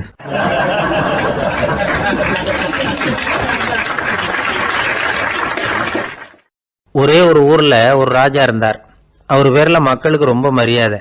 அவ்வளவு நல்லா ஆட்சி புரிஞ்சுக்கிட்டு வந்தார். அவருக்கு வயசாயிட்டுது. அதனால் ஒரு நாள் அமைச்சரை கூப்பிட்டார். இதை பாருங்க, எனக்கு வயசாயிட்டுது, அதனால் இந்த அரச பொறுப்பையெல்லாம் நீங்கள் ஏற்றுக்குங்க அப்படின்னார். அதுக்கப்புறம் ராணியை கூப்பிட்டார். வா, நாம் இனிமேல் இங்கே இருக்க வேணாம், காட்டுக்கு போய் தவம் பண்ணலாம் அப்படின்னு கூப்பிட்டார். இந்த செய்தி மக்களுக்கு அறிவிக்கப்பட்டது. மக்கள் உடனே கூட்டம் கூட்டமாக அரண்மனைக்கு வர ஆரம்பிச்சுட்டாங்க. மன்னரை போய் பார்க்குறாங்க. அரசே, தாங்கள் எங்களுக்கு தந்தை மாதிரி, நீங்கள் காட்டுக்கு போயிட்டால் நாங்கள்லாம் இங்கே எப்படி இருக்க முடியும்? எங்களுக்கெல்லாம் எந்த துன்பமும் இல்லாமல் பார்த்துக்கிட்டு வர்றீங்க. இது மாதிரியான ஒரு அரசாட்சி இல்லைன்னா மக்கள் வாழ்ந்து என்ன பயன் அப்படின்னாங்க. இருந்தாலும் என்ன பண்ணுறது, வயசாயிட்ட காரணத்தினால இந்த முடிவுக்கு வர வேண்டியிருக்குது அப்படின்னாரா ராஜா. அப்படின்னா நீங்கள் காட்டுக்கு போக வேணாம், நாங்கள் போகிறோம். நாங்கள் அங்கே போய் தவம் பண்ணுறோம், வழிபாடு பண்ணுறோம், கடவுள் வருவார், அவர்கிட்ட வரம் வாங்கிட்டு வந்துடுறோம் அப்படின்னாங்களாம். அப்படி சொல்லிவிட்டு உடனே எல்லாரும் காட்டுக்கு போனாங்க. நாட்டு மக்கள் எல்லாரும் ஒட்டு மொத்தமாக காட்டில் உட்காந்துக்கிட்டு தவம் பண்ணுறதை பார்த்தார் கடவுள். உடனே புறப்பட்டு வந்தார். எல்லாரும் இப்படி உட்காந்துருக்கிறீங்களே, என்ன வேணும் உங்களுக்கு அப்படின்னு கேட்டார். உடனே மக்கள் எல்லாரும் ஒரு குரலில் சொன்னாங்க, சுவாமி, எங்கள் மன்னன் ரொம்ப நாளைக்கு நல்லபடியாக இருக்கணும். அவர் மகிழ்ச்சியாகவும் உடல் நலத்தோடும் இருந்தாதான் நாங்கள் அமைதியாக வாழ முடியும் அப்படின்னாங்க. சரி, அதுக்கு என்ன செய்யணும் அப்படின்னாரு ஆண்டவன். எங்கள் மன்னருக்கு இன்னும் ஒரு 100 வருஷம் ஆயுளை கொடுங்க அப்படின்னாங்க. அவ்வளவு தானே, சரி அப்படியே ஆகட்டும் அப்படின்னு சொல்லிவிட்டு ஆண்டவன் போயிட்டார். மக்கள் மகிழ்ச்சியோடு திரும்பி வந்தாங்க. மன்னா, கடவுள் வரம் கொடுத்துட்டார், நீங்கள் 100 வருஷம் வாழ போகிறீங்க அப்படின்னாங்க. இதை கேட்டதும் ராணி ராஜாவை வணங்கி, நான் தவம் செய்ய போகிறேன் அப்படின்னு புறப்பட்டாங்க. உடனே மக்கள் என்ன நினச்சாங்க தெரியுமா? ஐயோ, நாம் ராஜாவுக்கு மட்டும்தானே நீண்ட ஆயுள் வேணும்னு வரம் வாங்கினோம், ராணிக்கு வாங்கலையே, அதுதான் கோபத்தில் புறப்பட்டாங்க போல இருக்கு அப்படின்னு நினச்சி வருத்தப்பட்டாங்க. ஆனால் ராணி நினச்சது அது இல்லை. ராணி போய் தவம் பண்ணாங்க, கடவுள் காட்சி கொடுத்தார். இவங்க கேட்குறாங்க, சுவாமி ராஜாவுக்கு மட்டும் 100 வருஷம் ஆயுள்னு வரம் கொடுத்துட்டீங்க, அப்படின்னா குடிமக்களும் 100 வருஷம் இருக்கணும். இப்படிப்பட்ட குடிமக்கள் இல்லைன்னா அப்படிப்பட்ட அரசன் இருந்து என்ன பிரயோஜனம் அப்படின்னாங்களாம். ஆண்டவன் பார்த்தார், சரி அவங்களும் 100 வருஷம் வாழ்வாங்க, அது மட்டும் இல்லை நீயும் 100 ஆண்டு காலம் வாழ வரமளிக்கிறேன் அப்படின்னு சொல்லிவிட்டு மறைஞ்சிட்டார். இதில் ஆண்டவன் வர்றதும் மறையிறதும் முக்கியம் இல்லை. இதில் கவனிக்க வேண்டியது ஆள்கிறவனின் விசால மனம், குடிமக்களின் விசால மனம், ஆள்கிறவன் மனைவியினுடைய விசால மனம். இப்படி ஒரு நாடு இருந்துட்டுதுன்னா எப்படி இருக்கும் வாழ்க்கை நினச்சி பாருங்கள். அதனால தான் பெரியவங்கள்லாம் சொல்கிறாங்க, இதய வாசல் திறந்தே இருக்கணும், இதயத்தின் கதவுகளை மூடாதீங்க அப்படின்னு சொல்லுவாங்க. என்கிட்ட ஒருத்தர் சொன்னார், என்னுடைய இதய வாசல் எப்பவும் திறந்தே தான் இருக்குதுன்னார்.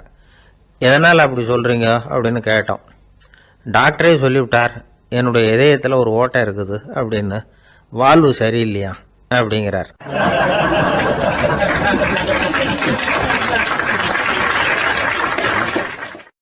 கத்தியை தீட்டாதே புத்தியை தீட்டு அப்படின்னு ஒரு பெரியவர் புத்தி சொன்னார். அதை கேட்ட ஒரு இளைஞன், அது எப்படி பெரியவரை புத்தியை தீட்டுறது? கத்தியை தீட்டுன்னு சொன்னால் ஒரு கருங்கல்லில் கத்தியை தேய்க்கலாம், புத்தியை தீட்டுன்னு சொன்னால் எப்படி தலையை கொண்டுட்டு போய் தரையில் தேய்ச்சிக்கிட்டு இருக்க முடியுமா அப்படின்னா.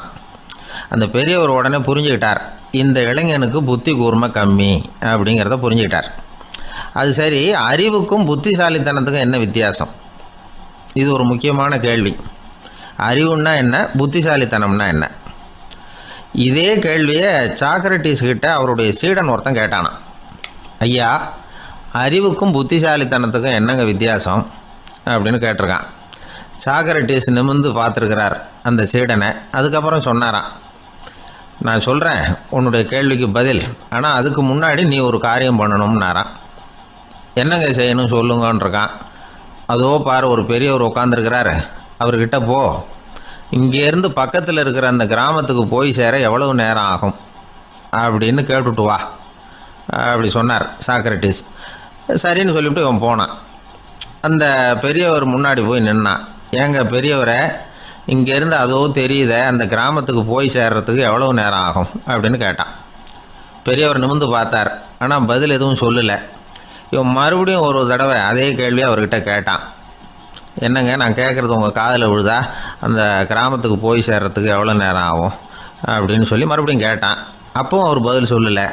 உடனே அவன் மனசுக்குள்ளே முடிவு பண்ணிக்கிட்டான், சரி பெரியவர் ஒரு மாதிரியாக தெரிகிறார், புத்தி சுவாதீனம் சரியில்லாத ஒரு மாதிரி தெரியுது அப்படின்னு நினச்சிக்கிட்டே வந்த வழியிலே திரும்பி வந்துட்டான். கொஞ்சம் தூரம் நடந்திருப்பான். இப்போ அந்த பெரியவர் மறுபடியும் கூப்பிட்டார், இளைஞனே இப்படி வாடினார். இவனுக்கு ஒன்றும் புரியல. மறுபடியும் திரும்பி நடந்தான். அவர் முன்னாடி போய் நின்னான்.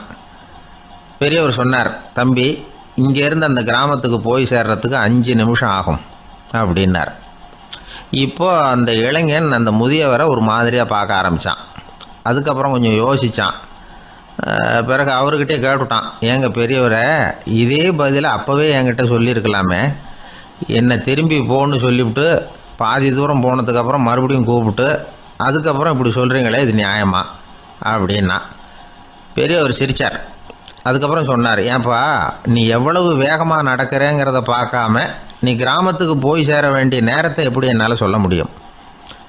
அதனால தான் உன்னை கொஞ்சம் தூரம் நடக்க விட்டு உன்னுடைய நடையின் வேகம், அந்த கிராமம் இருக்கிற தூரம் ரெண்டையும் கணக்கு போட்டு அதுக்கப்புறம் நேரத்தை சொன்னேன்னார். சீடன் வந்து தலை குனிந்தான். அப்படியே திரும்பி வந்து சாக்ரட்டிஸ் முன்னாடி நின்னான். சாக்ரட்டிஸ் இப்போ சொல்கிறார், தம்பி, அதுக்கு பேர் தான் புத்திசாலித்தனம். இந்த அறிவு கூர்மை வந்து எல்லா இளைஞர்களுக்கும் வரணும் அப்படிங்கிறதுக்காகத்தான் கத்தியை தீட்டாதே புத்தியை தீட்டு அப்படின்னு பெரியவங்கள்லாம் சொல்லிகிட்டு இருக்கிறாங்க. புத்தியை தீட்டுறவங்கெல்லாம் வாழ்க்கையில் அறிவாளியாகிறாங்க, தீட்டாதவங்க கோமாளியாகிறாங்க. இதுதான் இன்றைக்கி நடக்கிறது. அதனால் அறிவு கூர்மைங்கிறது வேற. இந்த காலத்து ஆசாமி ஒருத்தர் இன்னொருத்தரை பார்த்து கேட்டார், ஏங்க ஒரு விமானம் இங்கேருந்து புறப்பட்டு 2 மணி நேரத்தில் மதுரைக்கு போய் சேருது. நல்லா கவனிங்க, ஒரு விமானம் இங்கேருந்து புறப்பட்டு 2 மணி நேரத்தில் மதுரைக்கு போய் சேருது அப்படின்னா என்னோடய வயசு என்னன்னு கேட்டார். இவர் கேட்குறதுல ஏதாவது அர்த்தம் இருக்கா?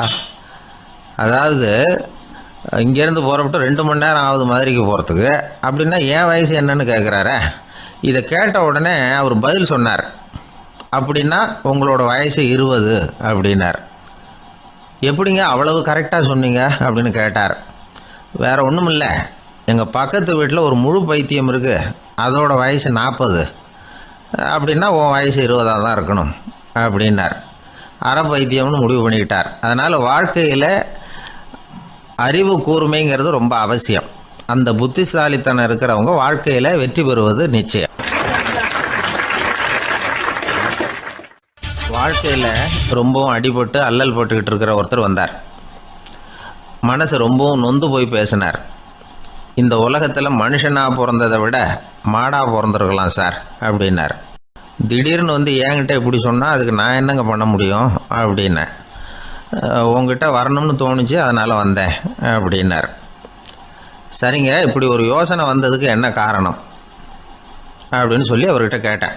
அதுக்கு அவர் சொன்னார், என் பையனுக்கு வேலை தேடுறேன் கிடைக்கல, பொண்ணுக்கும் மாப்பிள்ளை தேடுறேன் கிடைக்கல, வீடு கட்டுறதுக்கு கடன் கேட்குறேன் கிடைக்கல. மாடாக பிறந்திருந்தா இது மாதிரி கவலையெல்லாம் கிடையாதுல்ல, பேசாமல் வைக்கோலை தின்னுக்கிட்டு அசை போட்டுக்கிட்டே கடந்துள்ளாமே அப்படின்னார் அலட்சியமாக.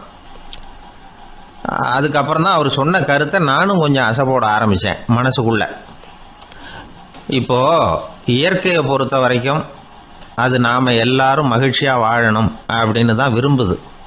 விலங்குகள், பறவைகள், தாவரங்கள், அப்புறம் மற்ற உயிரினங்கள் எல்லாமும் நல்லபடியாக இருக்கணும் அப்படிங்கிறது தான் இயற்கையோட விருப்பம். அதில் ஒன்றும் சந்தேகம் இல்லை. இயற்கையோட அமைப்பை கொஞ்சம் கவனித்து பார்த்தா அதை நாம் நல்லா புரிஞ்சுக்கலாம். இருந்தாலும் இந்த ஆள் சொன்னதை கேட்ட பிறகு தான் ஒரு முக்கியமான வேறுபாடு புரிஞ்சுது. அதாவது இந்த உலகத்தில் உள்ள முக்கியமான பிரச்சனைகள் 6. அந்த 6 பிரச்சனைகளும் ஆடு மாடுகளுக்கு கிடையாது, மரம் செடி கொடிகளுக்கு கிடையாது. ஆனால் மனுஷன் அந்த 6 பிரச்சனைகளையும் சந்திக்க வேண்டியிருக்கு. சரி, அந்த 6 பிரச்சனைகள் என்னென்ன தெரியுமா? முதல்ல இந்த ஆடு மாடுலாம் நமக்குன்னு சொந்தமாக ஒரு வீடு இல்லையே அப்படின்னு கவலைப்பட்டுக்கிட்டு இருக்கிறதில்ல. ஆனால் மனிதனுக்கு வீடு தேவைப்படுது. இது ஒரு வித்தியாசம். இப்போ 2வது பிரச்சனை என்னென்னா ஆடை பிரச்சனை. ஒரு கோழியோ சேவலோ நாம் போட்டுக்கிறதுக்கு ஒரு சட்டை இல்லையே அப்படின்னு கவலைப்படுறதில்ல. ஆனால் மனுஷனுக்கு அந்த கவலை உண்டு. சரி, இப்போ 3வது என்னென்னு பார்த்தா கல்வி பிரச்சனை. ஒரு பசுமாடு கவலையோடு நின்றுக்கிட்டு இருக்கு அப்படின்னு வச்சுக்குவோம். நீங்கள் அதுக்கிட்ட போய் ஏன் பசுமாடை கவலையோடு நின்றுக்கிட்டு இருக்கிற அப்படின்னு கேட்குறீங்க. என் கண்ணுக்குட்டிக்கு எல்கேஜியில் இடம் கிடைக்கல, டொனேஷன் கொடுக்கறதுக்கு கையில் பணமும் கிடையாது, சிபாரிசுக்கு யாரை பிடிக்கிறதுன்னு தெரியல, இப்படியா சொல்லிக்கிட்டு இருக்கோம். அதுக்கு அந்த கவலையெல்லாம் கிடையாது. ஆனால் மனிதனுக்கு அந்த கவலை உண்டு. 4வது என்னென்னு பார்த்தீங்கன்னா வேலைவாய்ப்பு பிரச்சனை. வேலை கிடைக்கலையே அப்படின்னு வேப்ப மரம் கவலைப்படுறதில்ல, ஆனால் மனுஷன் கவலைப்படுறான். 5வது என்னென்னு பார்த்தா கல்யாண பிரச்சனை. எருமை மாடு பசுமாடு எல்லாம் பொண்ணுக்கு மாப்பிள்ளை தேடிட்டாலே இது பேப்பரில் மணமகன் தேவை அப்படின்னு விளம்பரமாக கொடுக்குது, அதெல்லாம் கிடையாது. 6வது என்னன்னு பார்த்தீங்கன்னா பணம் சம்பந்தமான பிரச்சனை. ஆடு மாடுலாம் பணத்தை சேமிக்கணும்னோ ஏதாவது நிதி நிறுவனத்தில் முதலீடு பண்ணணும்னோ நினச்சிக்கிட்டு இருக்கிறதில்ல. பணத்தை எப்படி காப்பாற்றுறது அப்படிங்கிற கவலையும் அதுகளுக்கு கிடையாது. குதிரை வந்து குளம்போடு பிறக்குது, அதனால் அது காடு மேடெல்லாம் கவலை இல்லாமல் தெரியலாம். ஆடு வந்து உடம்பில் ரோமத்தோடு பிறக்குது, அதனால் அது குளிரை பற்றி கவலைப்பட வேண்டிய அவசியம் இல்லை. ஆனால் மனுஷனை பார்த்திங்கன்னா அவன் தான் ஒன்றும் இல்லாமல் பிறக்கிறான்.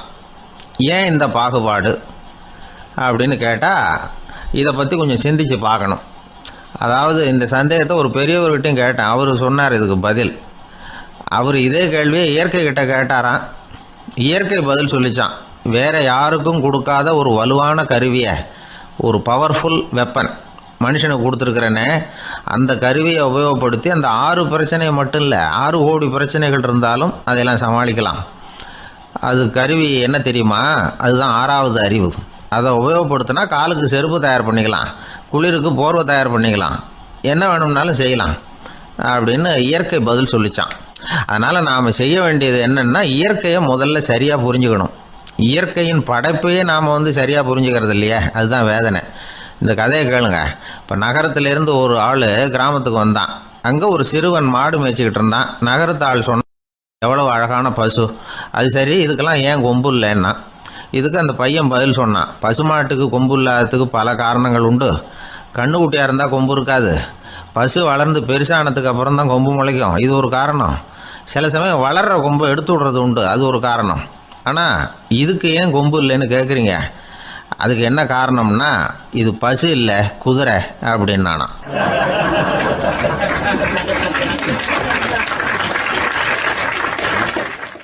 ஒரு ஊரில் ஒருத்தர் இருந்தான்.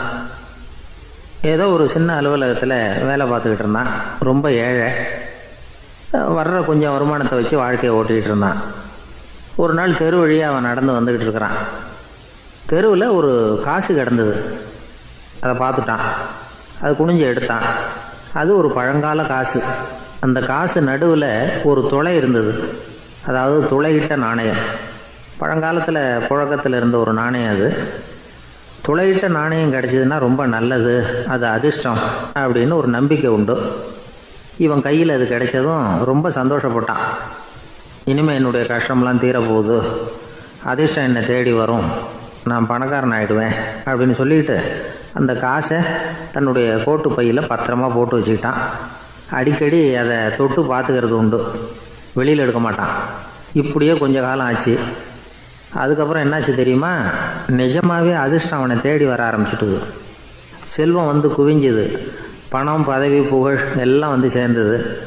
சமூகத்தில் அவன் ஒரு பெரிய மனுஷன் ஆகிட்டான். எல்லாரும் அவனை பாராட்டினாங்க. அவன் எதை தொட்டாலும் வெற்றி, எல்லாம் அந்த காசோட மகிமை அப்படின்னு அவன் மனசுக்குள்ளே நினச்சிக்கிட்டான். தினமும் காலையில் அந்த கோட்டை போட்டுக்கிட்டு தான் வெளியில் கிளம்புவான். புறப்படுறதுக்கு முன்னாடி கோட்டு பாக்கெட்டை தொட்டு பார்த்துக்குவான், உள்ளே காசு இருக்கா அப்படிங்கிறத உறுதிப்படுத்திக்குவான். அதுக்கப்புறம் தான் வெளியில் கிளம்புவான். இப்படியே பல வருஷம் ஓடி போச்சு. ஒரு நாள் அவனுக்கு அந்த ஆசை வந்துட்டுது. அதாவது அந்த துளையிட்ட நாணயத்தை எடுத்து கண்ணால் பார்க்கணும் அப்படின்னு. காலையில் சாப்பிட்டுக்கிட்டு இருந்தான். அப்போ தன்னுடைய மனைவிகிட்ட சொன்னான், ரொம்ப நாளைக்கு அப்புறம் என்னுடைய அந்த நாணயத்தை இன்றைக்கி வெளியில் எடுத்து பார்க்க போகிறேன்னா. என்னத்துக்கு அது, இப்போ அதை பார்க்க வேணாமே அப்படின்னு மெதுவாக இழுத்தாங்க அந்த அம்மா. இல்லை நான் பார்த்தே தீரணும் அப்படின்னு அவன் தன்னுடைய சட்டை பைக்குள்ளே கையை விட்டான். உள்ளே இருந்த நாணயத்தை வெளியில் எடுத்தான். பார்த்தா அவனுக்கு ஆச்சரியமாக போச்சு. அந்த நாணயத்தில் துளையே இல்லை. என்ன ஆச்சு அப்படின்னு சொல்லி அவன் ரொம்ப குழம்பி போயிட்டான். இப்போ அந்த அம்மா சொன்னாங்க, நான் தான் ஒரு நாள் உங்கள் கோட்டு ரொம்பவும் தூசியாக இருக்கேன்னு சொல்லி அதை ஜன்னலுக்கு வெளியில் உதறினேன். உள்ளே இருந்த அந்த காசு அப்போ எனக்கு தெரியாது, ஞாபகத்தில் இல்லை. அது தெருவில் விழுந்துட்டது போல இருக்கு. அதுக்கப்புறம் எவ்வளவோ தேடி பார்த்தேன், கிடைக்கல. அதுக்குள்ளே அதை யாரோ எடுத்துகிட்டு போயிட்டாங்க போல இருக்கு. அது இல்லைங்கிறது உங்களுக்கு தெரிஞ்சால் வருத்தமாக இருக்குமேங்கிறதுக்காக நான் தான் வேறு ஒரு நாணயத்தை எடுத்து சட்டை பைக்குள்ளே வச்சுட்டேன் அப்படின்னு விவரத்தை சொன்னாங்க அந்த அம்மா. இது எப்போ நடந்ததுன்னு கேட்டான். உங்களுக்கு அந்த காசு கிடைச்சதே அன்றைக்கி மறுநாளே இது நடந்து போச்சு அப்படின்னாங்களாம். இதை கொஞ்சம் யோசனை பண்ணி பாருங்கள். அவனுக்கு அதிர்ஷ்டத்தை கொடுத்தது அந்த நாணயம் இல்லை, அவனுடைய நம்பிக்கை, அதாவது தன்னம்பிக்கை. அதுதான் வேலை செஞ்சுருக்கு. இதிலிருந்து நாம் தெரிஞ்சுக்க வேண்டியது என்னென்னா, வாழ்க்கையில் முன்னேற நினைக்கிறவங்களுக்கு தன்னம்பிக்கை ரொம்ப முக்கியம். அது இல்லைன்னா முன்னேற முடியாது. ஒருத்தன் சொன்னானா, நான் எப்போவுமே என்ன தான் சார் நம்புவேன், மற்றவங்கள நம்ப மாட்டேன். நேற்றுக்கு பாருங்கள், திடீர்னு 10 பேர் என்னை அடிக்க வந்துட்டாங்க, நான் ஒருத்தனாகவே அதை சமாளித்தேன் அப்படின்றான் ரொம்ப பெருமையாக. அது எப்படின்னு கேட்டாங்களாம். ஒரே ஓட்டமாக அங்கேருந்து ஓடி வந்துட்டேன் அப்படின்னு நானா.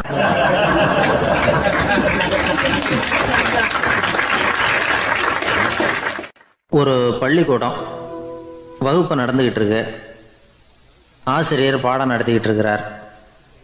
நடத்தி முடித்த உடனே கேட்டார், மாணவர்களே, இதுவரைக்கும் நான் நடத்தின பாடத்தில் உங்களுக்கு ஏதாவது சந்தேகம் இருக்கா அப்படின்னு கேட்டார். அப்புறம் ஒவ்வொருத்தராக கேட்டார். ஒரு மாணவன் எழுந்திருச்சான். சார், எனக்கு சந்தேகம் எதுவுமே இல்லைன்னா. ஏன்னு கேட்டார். ஏன்னா எனக்கு நீங்கள் நடத்தின பாடம் தெளிவாக புரிஞ்சுட்டுது, அதனால் சந்தேகம் வரலன்னா. இன்னொரு மாணவன் எழுந்திருச்சான். சார், எனக்கும் சந்தேகம் எதுவும் இல்லைன்னா. ஏண்டான்னு கேட்டார்.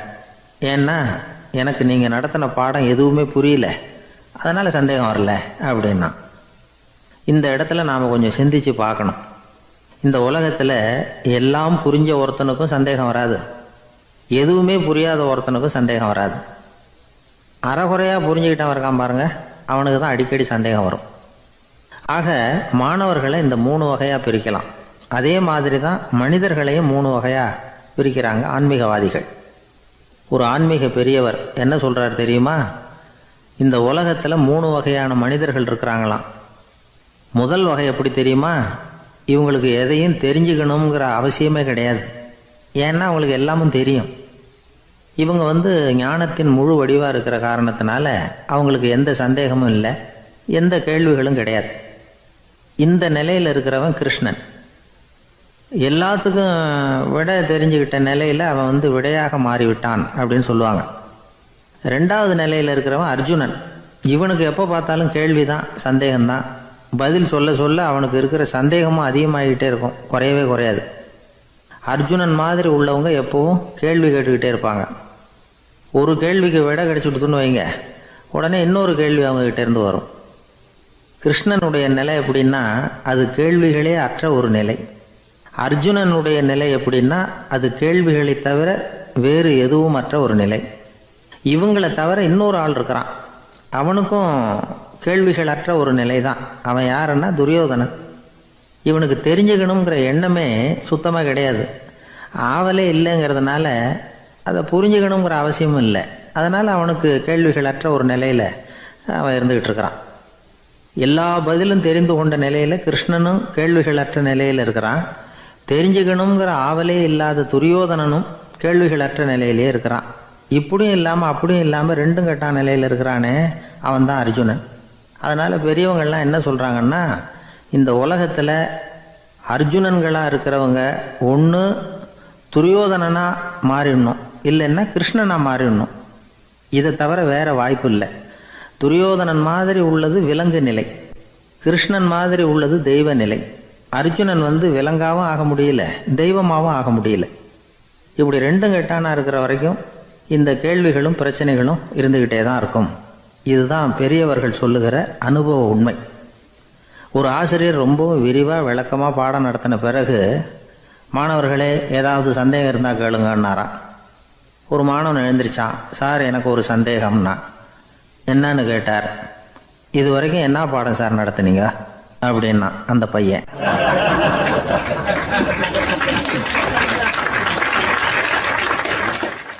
ஒரு ஊரில் ஒரு மன்னர் இருந்தார். ஒரு நாள் அவருடைய அரசவைக்கு ஒரு ஓவியன் வந்தான். அவன் சீனா தேசத்திலிருந்து வந்தவன், தாவோ சிந்தனையாளன். அவன் அங்கே மன்னர் முன்னாடி நிற்கிறான். யாரும் செய்ய முடியாத ஒரு காரியத்தை என்னால் செய்ய முடியும்னா. இவன் இப்படி சொன்னதை கேட்டதும் ஏற்கனவே அங்கே இருந்த அரசவை ஓவியன் ஒருத்தனுக்கு கோபம் வந்துட்டுது. இதோ பாரு, இப்படிலாம் பேசக்கூடாது, நான் வேணும்னா உன்னுடைய சவாலை ஏற்றுக்கிறேன் அப்படின்னா. நாம் 2 பேரும் ஓவியம் தீட்டுவோம், அதை பார்த்துட்டு நம்ம 2 பேரில் யார் சிறந்த ஓவியன் அப்படிங்கிறத மன்னரே தீர்மானம் செய்யட்டும், என்ன சொல்கிற அப்படின்னு கேட்டான் அவன். அவனும் சரின்னு ஒத்துக்கிட்டான். போட்டி ஆரம்பமாச்சு. அரசர் அவங்களுக்கு 2 சுவர்களை ஒதுக்கி கொடுத்தார்.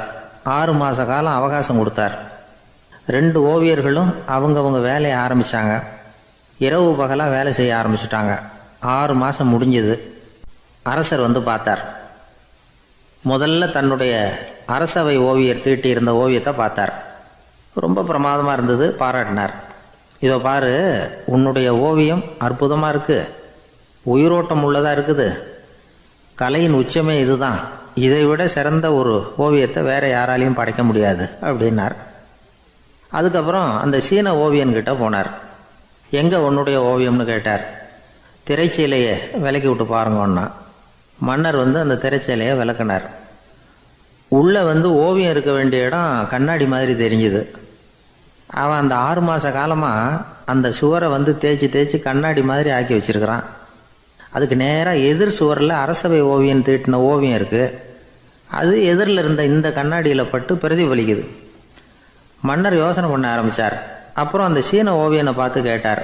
இதை பாரு, நீ என்னுடைய ஆளை தோற்கடிச்சுட்ட அப்படிங்கிறதுல சந்தேகம் இல்லை, ஆனாலும் எங்களை ஏமாற்றி இருக்கிற, எந்த ஓவியமும் நீ வரையிலையே அப்படின்னார். அரசே, இதுதான் உண்மையான ஓவியம், உயிருள்ள ஓவியம்.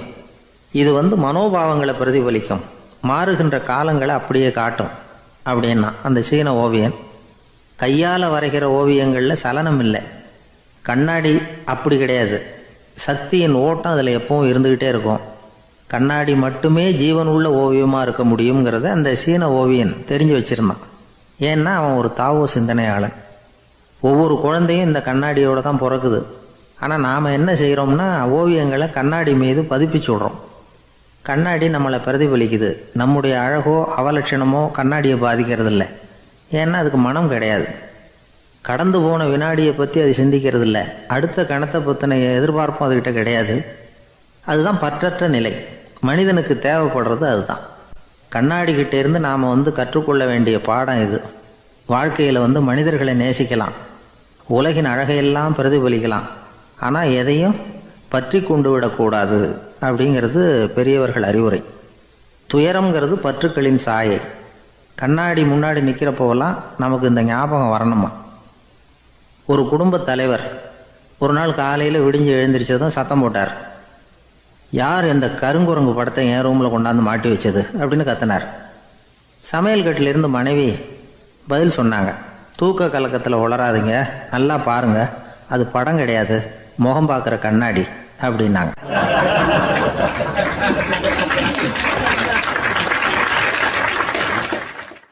தானத்தில் சிறந்தது எது அப்படின்னு ஒரு கேள்வியை கேட்டு தானத்தில் சிறந்தது நிதானம் அப்படின்னு அதுக்கு ஒரு பதிலும் சொல்கிறவங்க உண்டு. நிதானம் ரொம்ப அவசியம். அதுவும் இன்றைய உலகத்துக்கு ரொம்ப அவசியம். இன்றைக்கி உலகம் ரொம்ப பரபரப்பாக போய்கிட்டு இருக்குது. பொறுமையாக இருக்கணும்னு நினைக்கிறவங்களால கூட அப்படி இருக்க முடியறதில்ல. பொறுமையை சோதிக்கிறது மாதிரி பல சம்பவங்கள். அதையெல்லாம் சந்திச்சே தீர வேண்டியிருக்குது. எங்கே போனாலும் க்யூவில் நிற்க வேண்டியிருக்குது. எங்கே போனாலும் காத்துக்கிட்டு இருக்க வேண்டியிருக்கு. ஆஃபீஸ்லேயோ வீட்லேயோ கூட நீங்கள் நிதானமாக பொறுமையாக நடந்துக்க தெரியலன்னா உங்களுக்கு சிடுமூஞ்சி, முசுடு இப்படிலாம் பேர் வச்சுருவாங்க. அது உங்களுக்கு தேவையா? சரி, வாழ்க்கையில் பொறுமைசாலின்னு பேர் வாங்கிறதுக்கு என்ன வழி? முதல் பாயிண்ட், நீங்கள் நினைக்கிறது, எதிர்பார்க்கறது, செய்கிறது எல்லாமே 100% கரெக்டாக நடக்கணும்னு ஆசைப்படக்கூடாது. எதுவாக இருந்தாலும் அதில் ஓரளவுக்கு தவறு நடக்கலாம் அப்படிங்கிறத எதிர்பார்த்தே இருக்கணும். ஓரளவுக்கு அதை அனுமதிக்கணும். ஒரு நண்பரை 6 மணிக்கு ஒரு இடத்துக்கு வர சொல்லியிருக்கிறீங்க. 6 மணிக்கு அவர் வரலை. உடனே பொறுமை இழந்து நடந்துக்கக்கூடாது.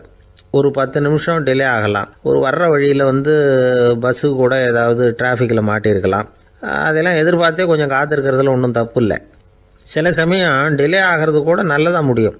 ஒரு பஸ்ஸை தவற விட்டுட்டு ஐயோ கொஞ்சம் ஒரு 2 நிமிஷம் முன்னாடி வந்திருந்தா பிடிச்சிருக்கலாமே அப்படின்னு தவிச்சிக்கிட்டு இருப்பாங்க சில பேர். அடுத்தபடியாக வர்ற பஸ்ஸு நேரடியாக நீங்கள் போக வேண்டிய இடத்துக்கே கொண்டு போய் விடுற பஸ்ஸாக கூட இருக்கலாம். அது உங்களுக்கு முன்னாடி தெரியாதுல்ல. சில நெருக்கடியான சூழ்நிலைகளை தமாஷா எடுத்துக்கிறதுக்கு பழகிக்கணும். சில இடங்களுக்கு போகிறப்ப காத்திருக்கிறதுக்கு நம்ம மனசை தயார்படுத்திக்கிட்டே போகணும். ஒரு ரயிலுக்கோ பஸ்ஸுக்கோ அல்லது விமானத்துக்கோ கப்பல் பிரயாணத்துக்கோ போகிறப்போ அங்கே போய் நீங்கள் மணிக்கணக்கில் கூட காத்துக்கிட்டு தான் இருக்கணும். புறப்படுற நேரம் கூட மாறலாம். நீங்கள் போய் சேர்ந்ததும் அது உடனே புறப்படணும்னு கட்டாயமாக என்ன? அது மாதிரி சமயத்தில் படிக்கிறதுக்குன்னு சில சுவாரஸ்யமான புத்தகங்களையும் கையில் எடுத்துக்கலாம். உங்களை சுற்றி எவ்வளவோ சுவாரஸ்யமான சம்பவங்கள் நடந்துக்கிட்டு இருக்குதுல்ல, அதையெல்லாம் வேடிக்கை பாருங்கள். எதுக்காக காத்துக்கிட்டு இருக்கிறோமோ அந்த காரியத்தில் உண்மையாகவே நமக்கு ஒரு அக்கறை இருந்தால் நமக்கு போர் அடிக்காது. சில கோயில்களில் பார்த்துருப்பீங்க, தரிசனத்துக்காக பக்தர்கள் நாள் கணக்கில் காத்துக்கிட்டு இருப்பாங்க. அவங்களெலாம் அழுத்துக்கிறது இல்லை.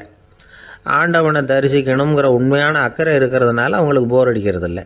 ஆனால் சில சினிமா தியேட்டரில் கூட பார்க்கலாமே, சினிமா க்யூ கூட அப்படி தான். சாயந்தரம் 6 மணி ஆட்டத்துக்கு காலம்பரம் 6 மணிக்கே போய் கூட காத்துக்கிட்டு இருப்பாங்க. அவங்களுக்கெல்லாம் போர் அடிக்காது. படம் பார்க்குற ஆர்வம். இன்னொரு முக்கியமான விஷயத்தை நாம் பழக்கப்படுத்திக்கணும். லிவ் ஃபார் தி மூமெண்ட் அப்படிங்கிறாங்க நிபுணர்கள். ரொம்ப பேர் எப்படின்னா அடுத்தபடியாக நடக்க போகிற விஷயத்திலேயே கவனமாக இருப்பாங்க. அந்த நினைப்புலேயே இந்த நிமிஷத்தை பொறுமை இல்லாமல் கழிப்பாங்க. ஒருத்தர் இருக்கார், அவர் எப்படின்னா ஆஃபீஸ் முடியறதுக்குள்ளேயே சார் 5 மணிக்கெல்லாம் ரெடியாக இருங்க, நாம் அந்த ஹோட்டலில் போய் டிஃபன் சாப்பிட்ணும் அப்படின்னு 4 மணிலேருந்து சொல்லிகிட்டு இருப்பார். 4:55 பரபரப்பாக ஓடி வருவார். 2 பேரும் புறப்படுவோம், ஹோட்டலுக்கு போவோம், சாப்பிட்டுக்கிட்டு இருப்போம். அப்படி சாப்பிட்டுட்டு இருக்கிறப்ப சார் சாப்பிட்டு முடித்ததும் நேராக ஒரு ஜவுளி கடைக்கு போகிறோம் அப்படிம்பார். பரபரக்க சாப்பிட்டு முடிப்பார், புறப்படுவார். ஜவுளி கடையில் அவசரமாக சீக்கிரம் பில் போடுங்க சார், சினிமாவுக்கு நேரம் ஆகிடும்பார். சினிமா தியேட்டரில் உட்காந்து அடுத்தபடியாக எங்கே டின்னர் சாப்பிட்றதுன்னு யோசனை பண்ணிகிட்டு இருப்பார். ராத்திரி படுக்கையில் விழுந்ததுக்கு அப்புறமும் நாளைக்கு காலையில் எழுந்திரிச்சதும் அதை பண்ணணும் இதை பண்ணணும்னு திட்டம் போட்டுக்கிட்டே இருப்பார். அதாவது எப்போவும் அடுத்த நிமிஷம், அடுத்த நாள், அடுத்த வாரம், அடுத்த வருஷம், இதுதான் அவங்க சிந்தனை. இந்த நிமிஷம் என்ஜாய்மெண்ட்டை அவங்க வந்து இழந்துடுறாங்களாம். அதனால தான் வாழ்நாள் பூரா பொறுமையின்மை, அவஸ்தை, அல்லல். அதனால் நாம் எல்லாரும் வாழ்க்கையில் நிதானமாக இருக்கிறதுக்கு கற்றுக்கணுமா. அதுக்காக இந்த நிதானத்துக்கு வேறு விதமான அர்த்தம் பண்ணிக்கக்கூடாது. ஒருத்தர் அப்படித்தான் ஒரு